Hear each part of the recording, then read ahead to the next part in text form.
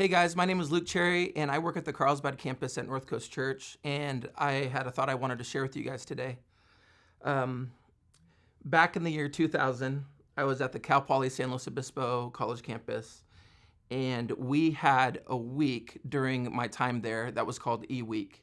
E-Week stood for Evangelism Week, and this was a week where a lot of us in the Christian community there would go out and attempt to talk and win people over for Jesus. We'd get in debates all over the campus. There was conversations happening in the quad, and with some of that college fervor, we just go after everybody. And there was this one day where I was sitting in the quad, and there's this young man who got up. He walked up all these stairs to get to the highest point in the quad. And he was from the Christian community there, and he starts yelling out at the student body, all of the masses of students. This was midday, everyone was congregated together, and he just starts screaming and yelling at them. He yells at them how Jesus is the way, the truth, and the life, and how if you fall outside of that, you're going to face the wrath of God. And in those moments, I slowly became enlightened to just how this was not how I wanted to be in so many ways. I felt that we were repulsing communities of people that needed our love.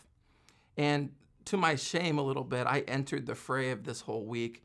I got into debates with people over sexuality. In regards to this debate regarding sexuality, me and this one guy were going back and forth debating in this newspaper, and this was happening weekly.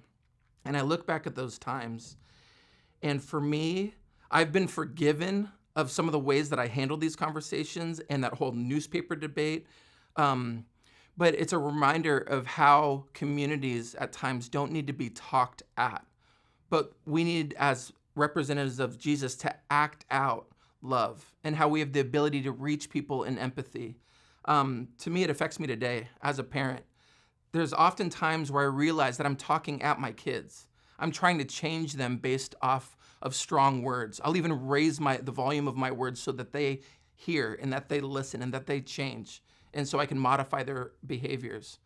But in recollecting the year 2000, I'm reminded today as a parent that what my kids need from me as their dad is they need someone like Jesus to stoop to their level, to love them.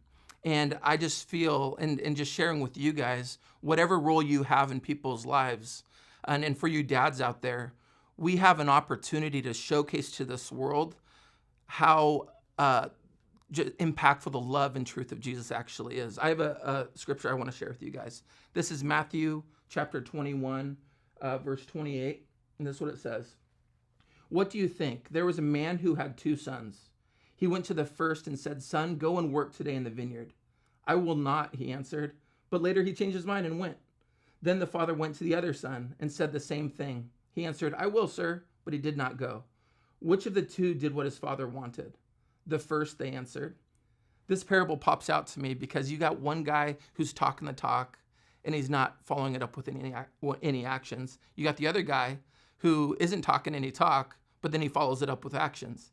And I believe that this world needs dads, needs leaders, people who are willing to not invest everything into the way we talk at people, but how we can live alongside of people, how we can be a part of their communities, how we can hear stories, learn, and grow alongside people. And I think that as we enact Jesus among them, that lives will be changed. And I think it starts first with our families, and then it will overflow into our communities.